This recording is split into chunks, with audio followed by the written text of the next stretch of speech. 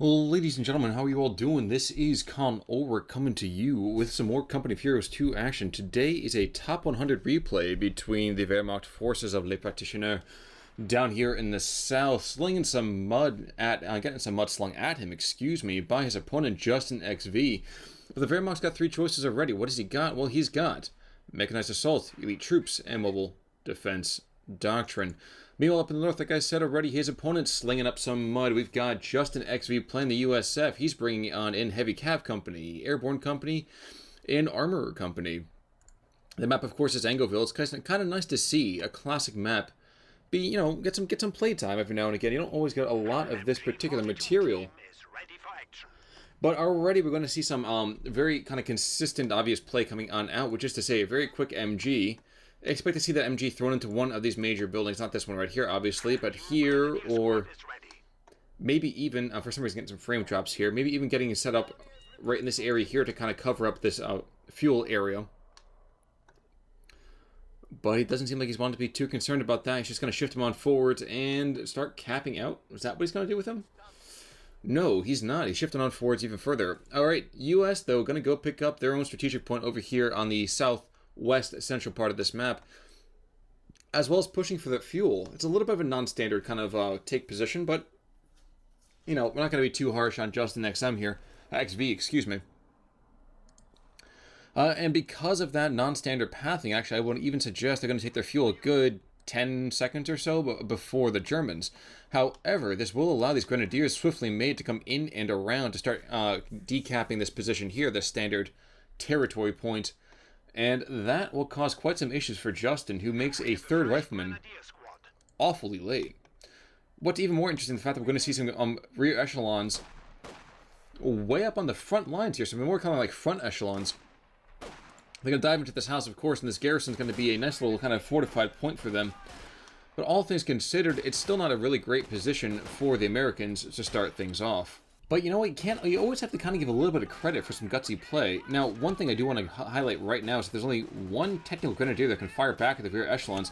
So ironically, despite how little firepower those guys do occasionally put out, it is going to be much more a rear echelon over this grenadier fight. At least that would be my assessment. And it's only been occasionally wrong beforehand. Grenadiers get flanked in the meantime, though, but they do get some good work done against these riflemen. And 4 riflemen coming on out to a rather interesting build from the Partitioner, going from the MG into a trip Grenadier. And this is like the wet noodle contest from hell. Both players just kind of slinging rounds back and forth at these shack and this god house here. Now, one thing I'm surprised about is that this machine Gewehr, well, he is really out of position right now, and frankly, he is going to be just barely away from where he needs to be. The Practitioner shifting on in with more Grenadiers. Is he tired of having these rear echelons in front of him? I think he might be, but instead we're going to see as MG get cracking. Might be able to pin these riflemen if they're not careful. These guys are going to try to get away. Cover getting degraded. And I'm thinking just barely. Yep, there they go. So they managed to save that fuel point, but these Grenadiers should be able to get in and around to keep these guys on their toes. And there they go. They're running off back up to home. In the meantime, we are seeing these Pioneers are way far forwards here, and it has a lot to do with the fact that the Riflemen did not take a more standard cap path. And because of that, those MP40s will do a decent job for the time being, kind of keeping guys not so much on their toes, but keeping them far enough away. The Pioneers probably want to back off pretty darn soon here. And indeed, they're going to just kind of soft retreat, under fire the entire direction. And no, they're diving into this house. So with a flamethrower on that Flammenwerfer will do great damage. And the Riflemen are getting thrown back in what I would say is obvious disarray. A capture point is under attack. What's more terrifying, though, is that these Grenadiers are very aggressively placed, and it seems to me that while they have this capture position is slowed, the Germans are really just kind of working the map to their benefit. Of course, if they drop this squad, it's going to diminish a little bit of their success so far. But coming on in with that Flammenwerfer 35 will definitely give warm thoughts to those Americans. Unfortunately, those guys are so short range, it is, of course, going to make them a very obvious target.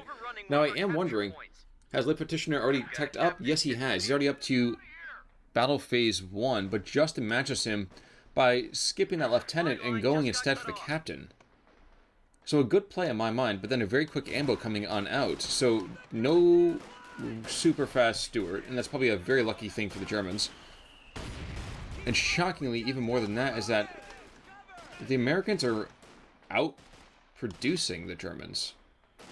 That's really quite shocking for me.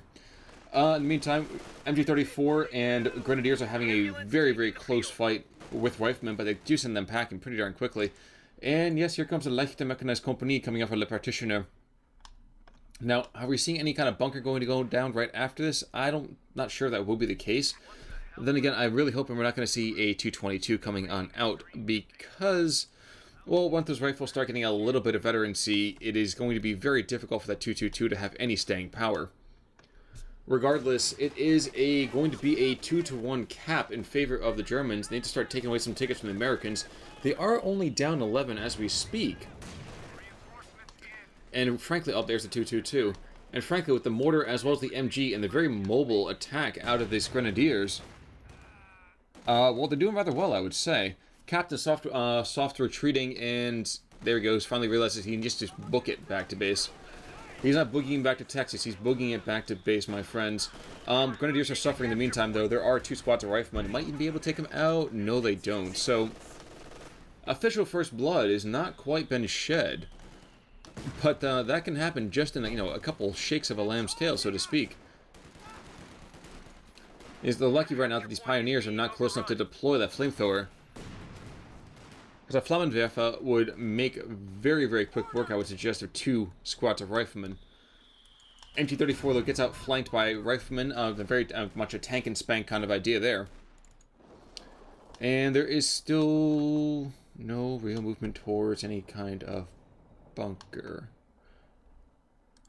There we go. Bunker coming on down. So there we go. Gonna get some medics onto the field. 222 is going to go start engaging one of these riflemen. The riflemen don't really have that first star of veterancy, which means the 222 will do okay, at least for the time being. However, the arrival of that Stuart means something very, very different here.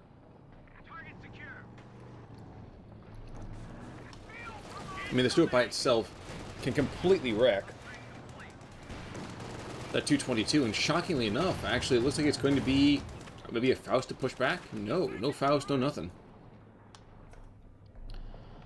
Now, here's a thought. Will the practitioner go and start making something like a, I'm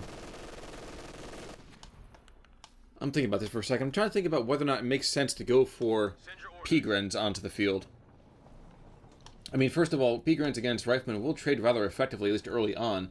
Those STGs giving them, I think, in my mind, a slight firepower edge. But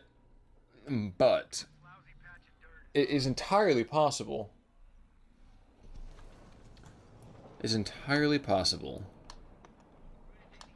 That they will also have very kind of minimal initial, influence on the map. I'm trying to find the right term for this, but the best kind of influence on the map might be a little bit diminished, considering that you have to wait to get those Panther Shreks on up. But let's not talk about that right now, because I can't barely compose my thoughts about it, unfortunately. And indeed, Rifle Grenade coming out, there's a little engagement here, and the Riflemen are going to get away in time. And bringing in a mortar themselves, trying to find a way to counter that German 34 mortar.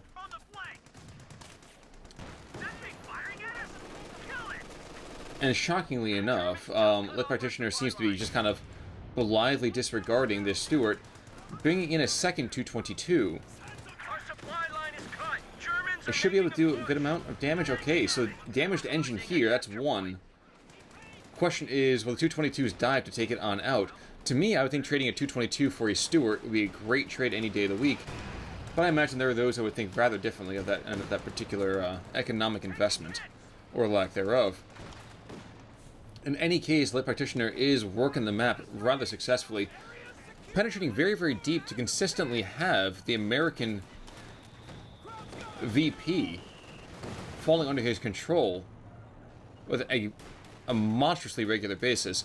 The other 222 is chasing back a rifle squad. Will he take him on out? That was the question. No, he's just moving and missing out completely on this opportunity to destroy a very important... What the heck? He's diving. Not sure what he was doing there. Instead, he just takes some bazooka fire for his trouble. Indeed, these pioneers are kind of getting dropped over here in terms of macro, and there it goes. Got to be careful in the meantime. There is that Flammenwerfer right outside this garrison. The question is whether or not the Americans see it. Our supply line just got cut off. There's action going on all over the map, folks, so please forgive me if I miss a couple things here and there. 10 minutes and 30 seconds in, and this MG-42 is doing a decent job in just kind of destroying this attack. He suppressed 2 different groups already with that armor-piercing incendiary ammo. Might be able to take him out with one more burst. Yep, there goes 1 kill, but I think it was the Americans who have claimed the first death. And there we go, they have the Flammenwerfer now, so it's got to be very, very nerve-wracking for the Germans. 222 in the meantime has gotten aggressed on. He was just kind of out of position. It's Stewart claiming him, I dare say. Yep, no, infantry killed. Was it the captain?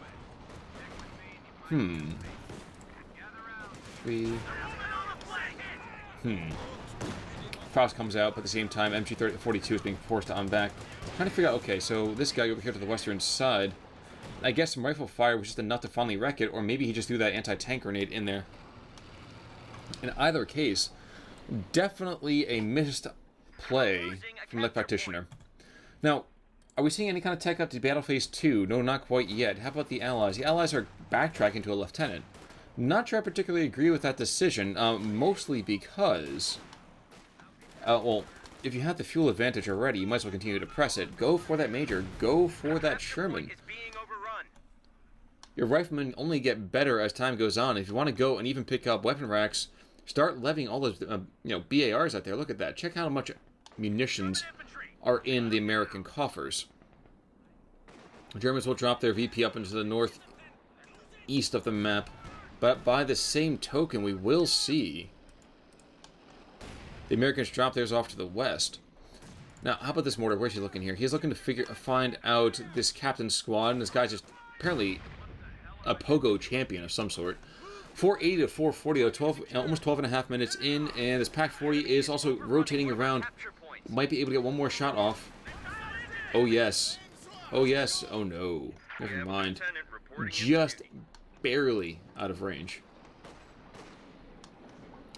Grenadiers shifting on in and just completely and totally not wrecking face, but just being very irritating. But now they're definitely overextended. They're running into the middle of this area. This Pack 40's got to get up here soon. Okay, it's a Faust, and that's one more shot. So now that Stewart goes down, and those guys, even if he drops this squad, which he probably will, look how many rifles are there. Dear mother of God. Yep, there goes the Grenadier squad. But regardless, trading a Grenadier squad, even some veterancy for a Stewart, not a terrible trade, not a great one, but by no means a terrible one.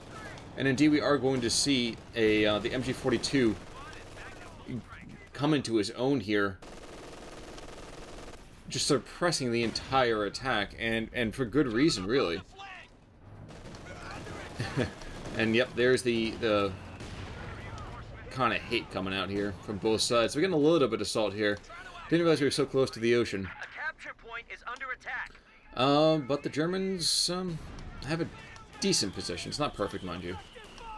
Pioneers out in the open, they're going to get shredded if they don't back up. One model dropping, probably a second one. Yep, 2 models dropping. Any third? Do I hear number 3? 3, do I hear 3? 3 start to you? No. 3, he gets away with just only losing 2 models, which is shocking beyond all measure to me. But the MG-42, yeah, he's just doing what he does best. Just suppressed like crazy. Hard to hate that.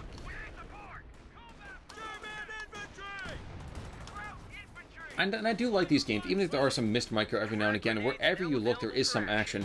And literally is all over the map. MG-42 getting aggressed on by the lieutenant, forcing him away.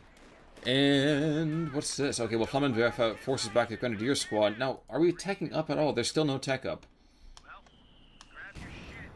And the Germans are getting a fairly good amount of fuel.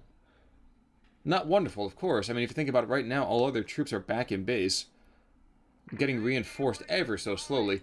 Pack 40 did some good damage, but at the same time is not getting out and getting the kind of attack he needs to get, mostly because there's nothing for him to attack. Grenadier squad, in the meantime, we'll catch out the 57mm.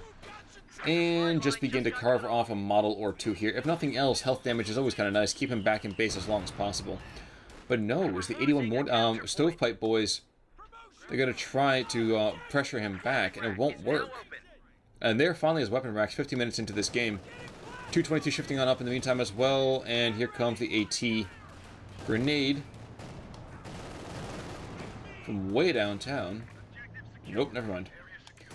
That's the first time I've actually ever seen an animation cancel on that. Usually you tend to see that happen immediately, and then large explosions happen no matter where that particular 222 goes. The capture point is being overrun. But one thing the Germans really have to watch out for is the fact that this Rifleman squad still has a Flammenwerfer.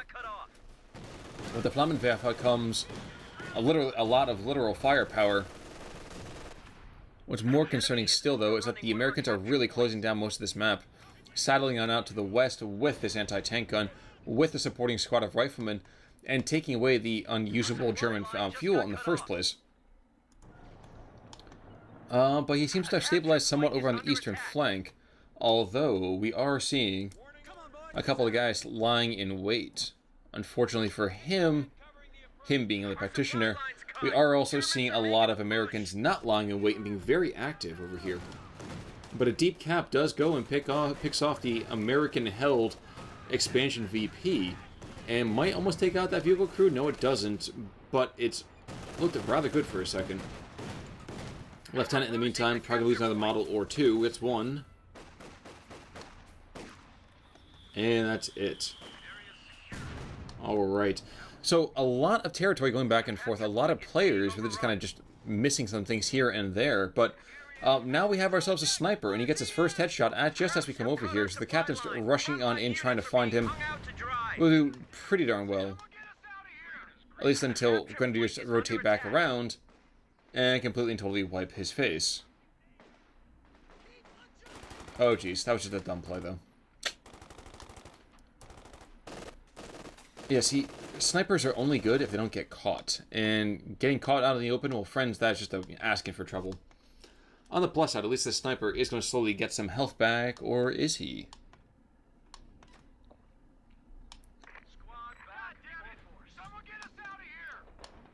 Alright, never mind. Alright, back up to the north, we see another blob happening on out. Starting to see those BARs pop up everywhere, and with that, these Grenadiers are going to get completely butchered. Now, I am curious, does this squad over here... Okay, we won't know in a second. We'll know for a little bit. But I guess he doesn't have any sort of BAR in that squad. That's a very lucky thing for any Grenadiers that cross the path for that Rifleman squad. Nope, never mind, there it is. So that squad is like the God Squad. You've heard of the Mod Squad? That's the God Squad. But despite Justin's infantry drubbing here and definitely pushing across the map, first of all, he's going to go into Armor Company, so expect to see tons and tons of M10s, maybe even a 105 Sherman would be kind of fun. Maybe not the most useful, but it could be kind of fun. Jeez. There's the 222 has, shockingly enough, not gone down yet. Where is the Pack 40? Well, he is in the area, and as soon as that smoke clears, well, that M10 is going to want to back away. Want to back away even sooner than that. You can see right now, smoke projectors coming on out, courtesy of this lieutenant. And this thing over here looks like a Philip Morris commercial. And Rifleman coming on in. This is the God Squad I was talking about. Just watch how quickly he just roasts and toasts that Pack 40. Well, Pack 40 is sprinting off to the eastern side, trying desperately to get away. These Pioneers are coming in behind. I don't know if they're trying to take out this Lieutenant. It's not going to be an easy way for them to trade. Or they're just trying to cover for this Pack 40. In any case, the one that won't do a whole lot will be this 222. At the same time, Lit Practitioner decides to go into Elite Troops Doctrine, maybe hanging out, trying and holding out hope for that late game Tiger Ace. But it isn't going to be simple, my friends. No, sir. Sniper, in the meantime, could take out one quick model here. And not quite able to do so. Now, if he takes out that one model, that will make life a little bit easier for the 222. He could even kind of run on in. But, Sniper not getting as much use as he usually might otherwise. Grenadiers do take out that last model and push away. Oh, those Grenadiers, excuse me. A Lieutenant is going to get sandwiched by a couple of troops. He's going to take a couple of krauts with him. But that BAR is not going to be enough, good sir. And indeed, 222 is saddling on out after them. No, okay. Pack 40 going to go back into German hands. This grenadier, lone grenadier, needs to run now.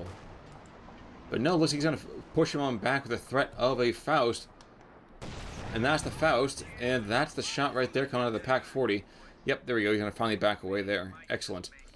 Battle Phase 2 has now been reached, finally by lepractioner, and I'm shocked that we're not seeing again any sort of major. Now, a part of me can understand this.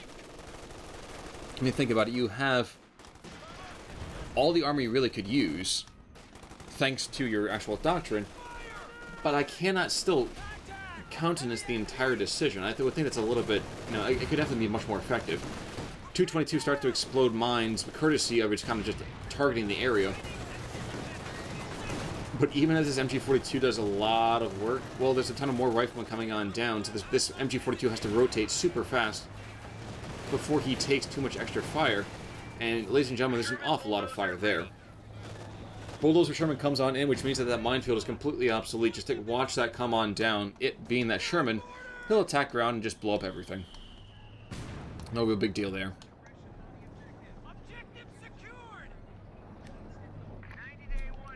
But where are we in terms of the full game? 4-5-5 to 3-6-8. It's a 1-to-1-to-1. There's just one position that doesn't want to go and give itself over to either side. And now it looks like it's going to be convinced to join the American war machine. How's this sniper doing? Only 3 kills, not even a star of veterancy just yet. It was a rather late sniper to be brought in. So one does have to wonder about the immediate emphasis, the immediate power they can bring on in. And a second sniper coming on out. Alright, this actually might be a little bit more of an effective play.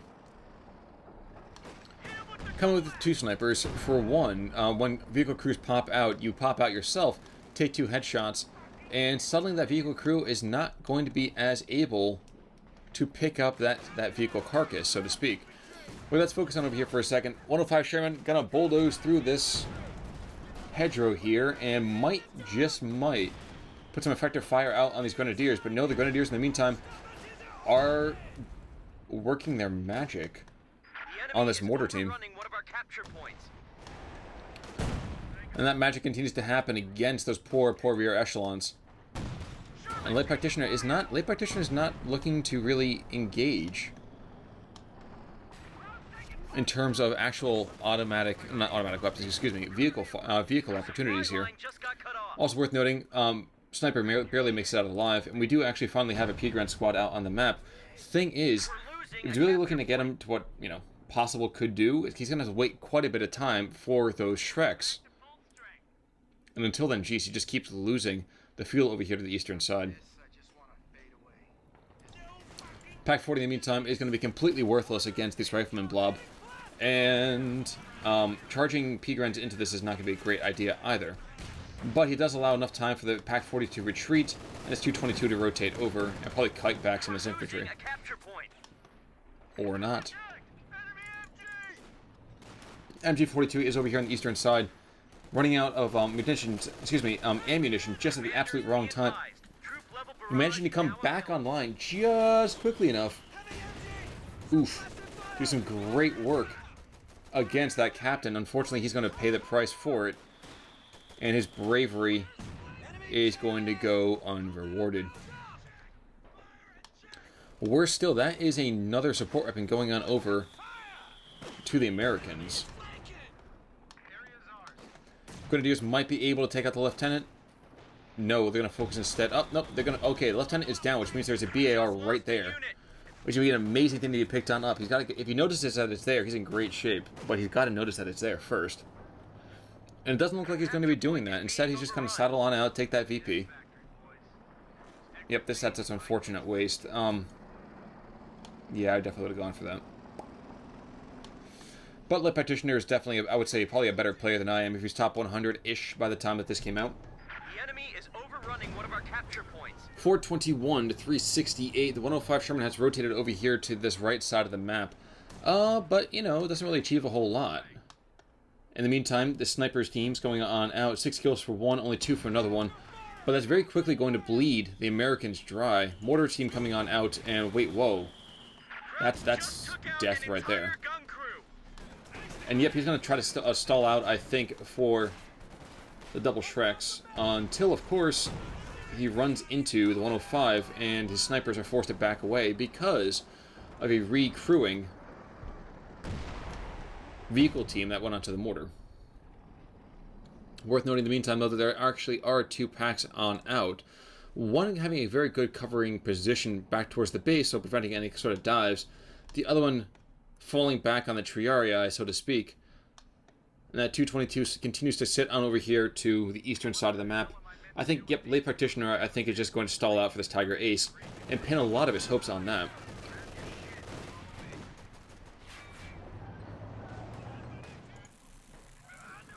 M10 hasn't seen a whole lot of action. He's come up in the beginning part of his life on this battlefield, taken 2 or 3 shots, and then forced back almost immediately. Grenadiers, in the meantime, is he going to go for the MG42? He finally does see the BAR. There we go, and that is a big bonus right there for the German player. However, that grenade is a little bit less wonderful right there. Ah. And while his troops are going to be sieged down pretty easily, we could see... Oh, yep, 2 snipers. This is going to be fun. Snipers are putting out some great fire, but they are, of course, going to take some health damage like crazy because it kind of screams, we're right here! MG42, the captured MG42 is also going to do some work against those Pigrens. 1 more shot, 2 more shots?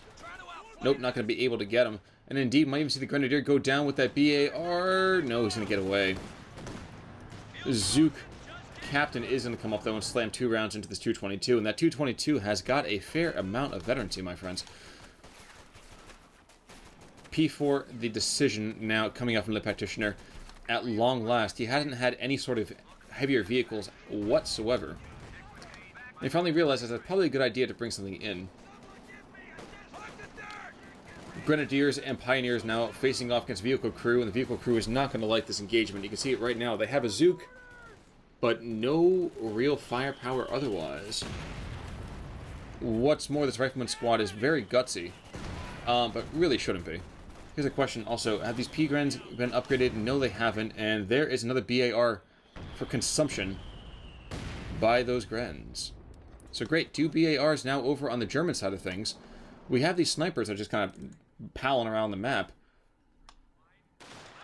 And a double shot is quite good, I would suggest. And indeed, actually, as both of them start to get more and more experience, they can start using that incendiary round. It's going to cost quite a bit of munitions to do so, but Skadoosh, 45, he could get basically a triple shot of death. I'm a little disappointed right now in terms of the infantry engagement. It's just been awful for the Germans. Dropping models like crazy. But we do have the Pack 40 saddling on up to back up that P4. If only barely.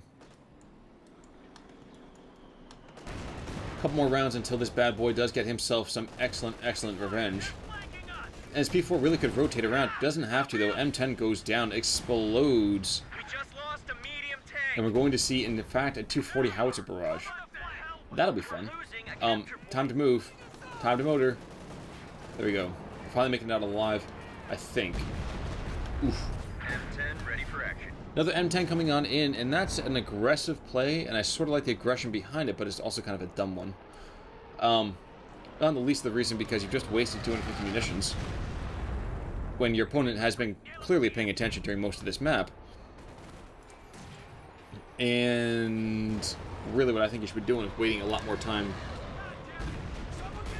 and taking up really into Shermans. At the very least, you should be just kind of waiting and just stalling out and get 2 or 3 or even 4 Wolverines. They're super cheap in the first place. Jeez, that thing always sounds like ripping cloth. It's kind of terrifying. Pack 40 is going to get caught on out. Probably going to get taken out? Nope, never mind. We have Grenadiers with everything known to mankind right there.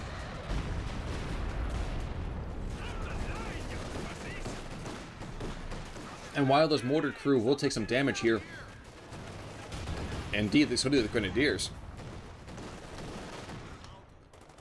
it's turning out to be much more pro-Germany than anything else. 222 does a really, really weird rotation around, but they do manage to take out that 81mm mortar, but no, one more shot comes in and he goes down. Please tell me, please get these guys some Shreks. I realize that it doesn't seem like the most important thing at the moment, but I guarantee you it does make sense. Snipers realize it's probably not a good idea to be up here by themselves. The mama says, don't walk alone. Meantime, though, shifting on up is three Zooks? Four Zooks. Three Zooks. One of which of the squads might go down pretty darn soon. No, not quite. Instead, we're going to see this Grenadier squad coming over here and decapping. Well, decrewing the 57mm. Not a surprising idea there.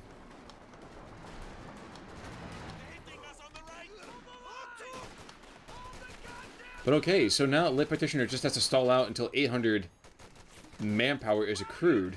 And then, my friends, he'll have quite the battle force out here. And of course, it will require him to lose a couple of his current squads, but I imagine there'll be some attrition of some sort.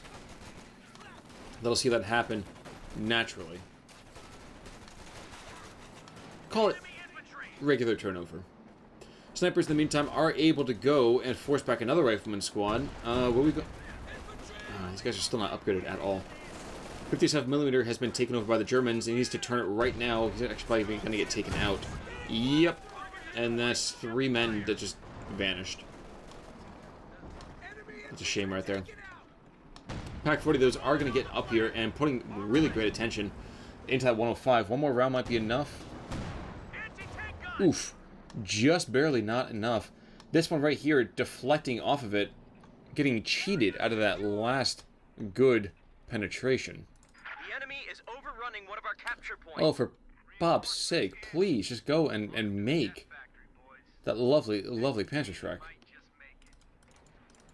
Someone has just used a bunch of munitions. I'm trying to figure out for what here. A capture point is under attack. No, whatever. We'll figure it out eventually, folks. Alright, we are 32 minutes into this game, and while the Germans are under a 2-to-1 cap for the second, that's not going to last. Indeed, you see a decap happening already, and while these Grenadiers are probably going to get caught out pretty darn swiftly, the Americans cannot stop the spreading of this map. The capture point is being overrun. It is worth noting that really the only people who don't have a lot of crazy veterancy are the vehicles themselves, which speaks very highly for a lot of the squad preservation thus far experienced on this map. Pigwentz charging on in. These guys are fearless in the face of danger, and maybe they should be a little bit more feared. A bundle grenade going on out, not going to do much. Alrighty though. Incoming fire! In the meantime, snipers sidling around both sides. One of these snipers is going to go down. I can almost feel it in my bones. Microing one sniper is difficult. Microing two snipers, as well as everything else, it's almost a Brobdingnagian task.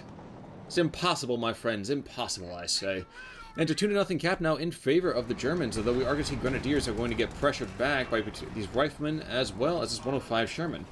Sherman is fighting for his first bit of veterancy. Yikes, and makes one guy explode in a bouillabaisse of blood and bone. But he is in turn forced back by the Pack 40, who now has that lovely, lovely target weak point. Now, this guy's going to get reinforced pretty darn soon, I would think. And in the north, okay, so for some reason the sniper is out in the open. And this P4 is engaging that this is a bad idea. It's a very bad idea. This is a monstrously stupid idea. The Pack 40 is way in the wrong position here. The late practitioner is now hopefully reinforcing his squads quite a bit. Because he's got, what, 4 squads? Yep. Nearly all of his mainline infantry is right back in base, just kind of chilling. Faust coming out. Is there a reason for that Faust? Damaged engine. The Pack 40 is very much out of position here. And the only way this is going to end in something that's not tears will be whether or not Practitioner can drop a squad or two he doesn't really particularly care about and call in that Tiger Ace. And that's kind of that seems like it to be a tall order at the moment. I'm Justin, though, I am just spamming out these bad boys right here because I know my opponent has not tipped his hand yet. But is very likely going to go for that Lake Antigua.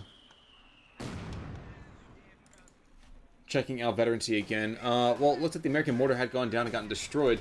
The German mortar, in the meantime, has got 3 stars of veterancy, so well done to him there. Hats off and all that. And Justin's just floating too much for my liking. Considering what kind of army size he's got, it's just a really bad idea.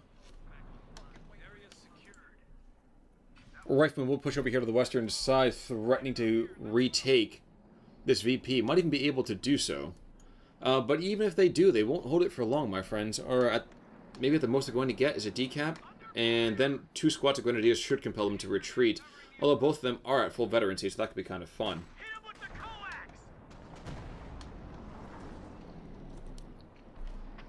The snipers are up and out in the open. And Grenadiers are not going to be able to actually push and aggress on that. Unfortunate. What we will see are Riflemen getting caught out, sort of, running down the lane, and indeed, we're seeing some very quick micro from both sides here. Well done. As I believe these Riflemen do want to back up, and I think there's going to be a dead squad here.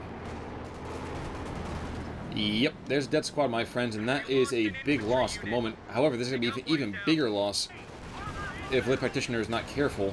The M10's charging on in. There goes the P4, but the good news is that once a couple more models drop, it's going to be Tiger Ace City. And that'll be a very, very happy time to be a German. Krauts have cut our supply line. Frontline units are being hung out to dry. Whoa, and with that, the Americans have lost actually their major fuel We have a lieutenant reporting in for duty. line over here, and a replacement lieutenant gets called in. Not entirely sure why. He does, of course, have both the frag as well as the smoke grenade, but why is my question. I mean, I don't quite understand that decision. Pioneers, in the meantime, maybe he's just looking to drop a single model so he can call in that Tiger Ace. If that's what he wants to do, he's going to be able to do so rather quickly. There we go. That's one model down. He needs to retreat. He actually lost a couple of models here. There's that Tiger Ace. What's more, if he loses a bunch of his infantry, he still has more than enough fuel to invest in more vehicles. Won't that be lovely? 15 kills, 20 kills. The sniper is just kind of coming on in. And maybe is he going to start firing over in this particular area? No, he's going after that captured MG42 instead. So that's probably a good decision. And there he goes. He's down. This guy better back up, though. 22 kills, and there's an awful lot of negative attention. And here comes the Rifleman as well. But alright, so we're going into multiple M10s here, and that's the good idea in my mind. And these P-Grens are really not going to be too concerned about the enemy attention. I mean, the M10s by themselves do not really do well against infantry. Tiger is already getting a ton of damage out, and there goes one M10. That's going to be a big loss, as now the Americans are falling down to just a couple of squads left. This other M10 is going to try to get himself back in the fray. Not the most intelligent decision. He's beginning to pay for that already.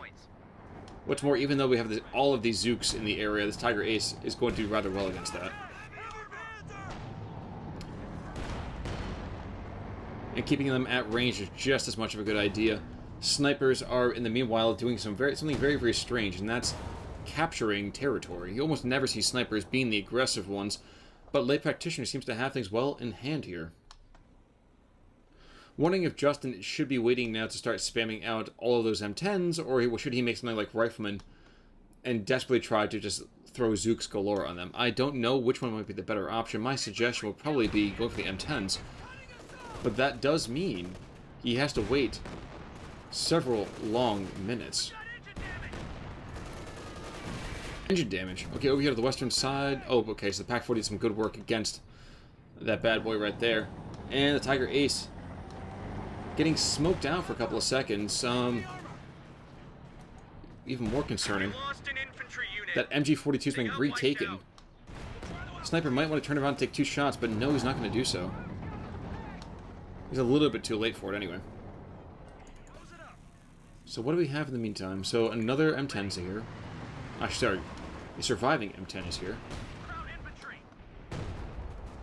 Wait a second. Surviving M10. Why did he not throw this in at the same time as the other one? He just... Oh, this is a very strange decision. Coming down the lane, it could be a very gutsy one. A very brave one, but in the end, a very foolish one. And the Germans, despite the fact they've not really held the western side of this map very much at all, they are holding exactly what they need to.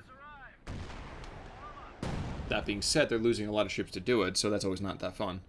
A capture point is under attack. That's an AT, goddammit! Pack 40 in the meantime does set on up and gets 1 or 2 rounds off. Now if he rotates a little bit more, he might be able to see that M10. Well, luckily, at least for... Okay, there we go. So he sees the M10, courtesy of this Tiga. And now the Pack 40 is going to get some fun on that as well, I think. Main gun destroyed. Yeah, that's a big hit right there. It's a very big hit. And now it's time for the Practitioner to do a stage dive. There goes the M10. Now if he rotates over, he really could just take out the 105 Sherman, but he doesn't want to get sniped to death by just all these kind of ridiculous amounts of HE grenades and Zook shots and everything like that. It could be a very, very negative opportunity for him. Ironically, the only one he doesn't have to worry about right here is the only one he's firing at. But whatever. In the meantime, we'll see. Pack 40 is going to be pushed back. Might even get taken on out. These guys are starting to turtle here. Not going to be able to come up and bear up under this kind of attention. And there is Justin's, what, fourth one on the map? I'm not 100% sure. But now the Tiger has to be concerned. Oh no, they're blundering into the minefield that's not completely gone. So well, like, not even threatened, just well done there. M10, though, he is showing why tank destroyers were used in the war. The speed keeping him safe more than anything else. The main gun's been destroyed on that Tiga. And that Tiga ace might go down as we speak. Yep, there he goes. So tons of fuel now open. At the same time, also tons of manpower opportunities for the Germans. But the price for it has been so ghastly high. Indeed, all that's left is a couple broken squads of infantry. One of which is kind of more like a poor guy who just was in the wrong place at the wrong time. No ammo. Tons of fuel, but no ammo. No real kind of battle infantry outside of this one squad, of riflemen. One officer, and these poor sods, who have gained a fair bit of veterancy, but really aren't people that you want to be using as your primary source of taking territory and fighting fights. Stug being brought on in now, and the Stug is going to be a little bit easier to handle than that Tiger Ace, but the Tiger Ace is still quite fantastic and did a very good job. Was able to seal the deal, I would argue, for the Practitioner, at least in the immediate term of the game. Pack 40s are back in base, healing on up. Good decision there. Pioneers are running on back to base. They're going to get healed on up too. They are one of the only couple of squads on the German roster who are not 2 stars and above. And here we go again. So rear echelon's being brought on in. There's an interesting decision. I would have thought he would have gone for rifleman, just upgraded the rifleman like crazy. But I guess you can argue. Hazard removal kit. Alright, that's one. Now, it could be ugly if the Grenadiers are able to pick off a model that has... Oh, jeez. Stun grenade. Interesting decision there, and nope, not going to be enough.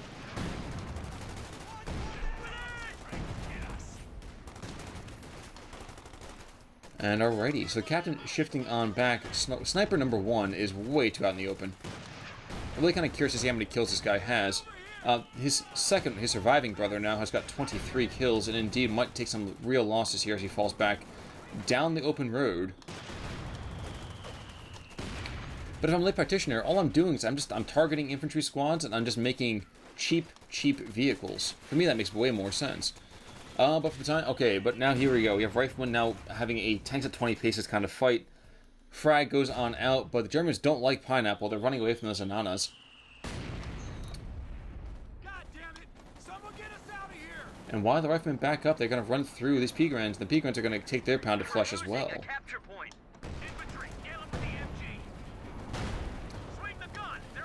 Stug is in the area, and while his 105 Sherman focuses instead Our supply on the line's Pigren, cut. Germans are making a push. this Stug G is going to do fairly well against both of these armored vehicles under the American control.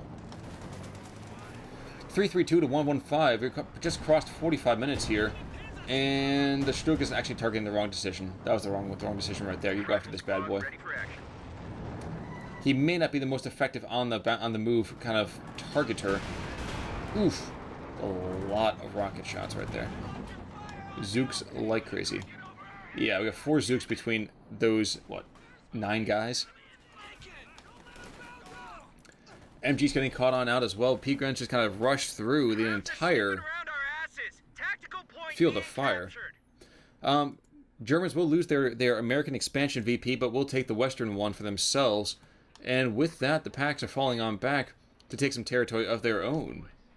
So the question is really, where did Justin lose this one? I think, honestly, he probably could have made a couple more decisions that could have very much changed the process of this game, one of which being not back-teching to pick up that lieutenant. I don't understand why he did that at this point. He didn't make any units to support it. He didn't really...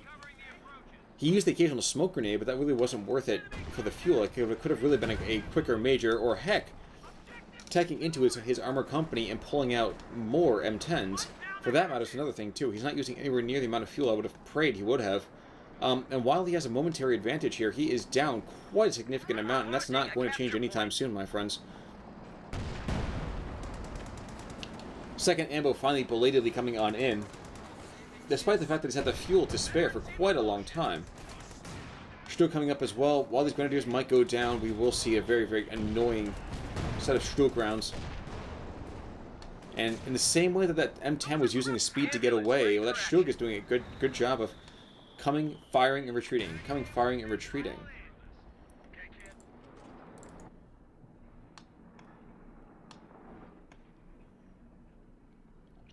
And there we are. So Packs are swooping on in as well.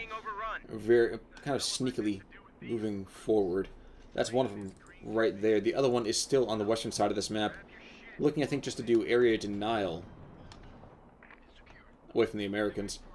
And the Pioneers are throwing down some S-mines, I believe. Yep. So won't that be lovely? A nice little surprise for the American swine.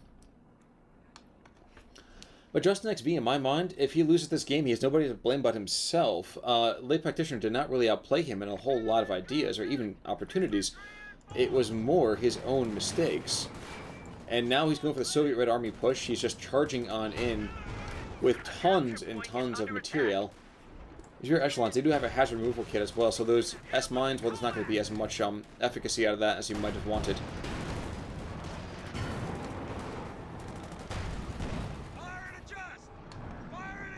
Though we will see... No, we're not going to see... There's no MG, there's nothing like that. Okay, and there's where Lead Practitioner could have kept things a little bit more locked up.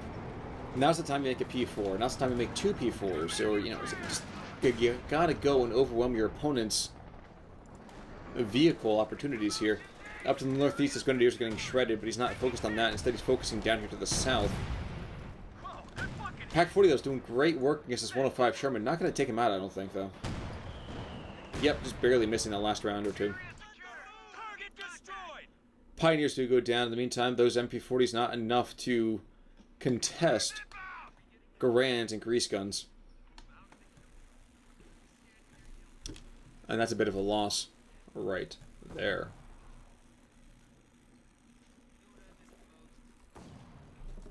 Now, another thing I'm a little bit concerned about, too, is that Stormtroopers could be just jumping on out, attacking these squads, and leaping back into it. I mean, for the most part, the Practitioner has played a decent game. Not a particularly strong one, perhaps, but a decent game. But he's been assisted in many different ways by his opponent's failure to react in a particular fashion. Fuel point's probably going to go down in a second. There we go. So the fuel cache is down. That's annoying, but it's not going to be enough to completely reverse or even moderately reverse the current tenor of this game. But now we'll let to see Stormtroopers coming on out. You know, popping from this building, have the captain go back in and just throw out a grenade or something like that. We'll really do some good damage here. What's more, it would allow them to get also either the G43s or his own Shrek on top of that squad and increase his his AT, his soft AT, if nothing else. The Lit Practitioner is also giving, I think he's giving his opponent too much credit. Stroke in the meantime, not going to do a whole lot against those infantry. That guy's just slinging around AP rounds as opposed to anything approaching. Crowds show 300 points on their line. Approaching a strong anti-tank opportunity. Two Zooks. Technically gets rear armor hits on that. I don't know exactly how. But again, Late Practitioner has more than enough opportunity to be calling in. Dude, he has a Panzer Corps, Panther, even a Panzerwerfer, a Boombar, anything, something to successfully close out this game. It is bothering me just a little bit here. Meanwhile, up in the north, these Grenadiers alone and cut off, taking a lot of a negative press, are, well, getting devastated. Hunkering down in this building is probably the only thing they can do. And finally, at long last, with these Pigrants having Shreks, if they can get line of sight on any of these guys, that's going to be fantastic. But there's still a couple of Wolverines here, and now he's just going to get shattered. One more round will do it. The enemy is overrunning one of our capture And that's it. points. So 120 rounds, 120 munis. Not gone to waste per se, but it's awful close. Pack's going to get taken out as well, and it seems like both players just don't want to go and efficiently fight this battle. Turn and fire the cannon. Never mind, there he goes. Jeez. So Lit Practitioner, I think, is going to throw this one away. And turn on Faust. There we go. Damages the engine, doesn't even take him out. Alright guys, that's going to be pretty much it in my mind. Late Practitioner had this game. He had it under his control, and he just completely bollocks it up. Panther being made, but it's way too little, way too late. And if there's any gloating from Justin XV rather, he really shouldn't. M10 tank destroyer ready for deployment. And now Justin XV takes a 2-to-1 army size advantage. And that's going to be pretty much all she wrote. So guys, that's the last couple of these tickets. Roll on out. I mean, I'm sensing a tap out pretty darn quick here. If you have a game you want me to check out, email me at connorgaming@gmail.com. Very lucky win, I would say, to Justin XV that his opponent threw away his advantage. And Late Practitioner, you got to watch out from that big guy. You know, you had the fuel, you had the opportunity, you had the army supply. Why did you not just decide to make more vehicles? Heck, dude, you could have done... This Panther could have been made a couple of minutes ago at this point. Heck, you could have had 2 of them. Oh well. Oh well. I imagine this Panther's going to come on up, get his clock cleaned, and that'll be that. Either that, we have some miracle play where both M10s get shattered, and the Sherman finds himself slaughtered just by some sort of miracle or foolish loss.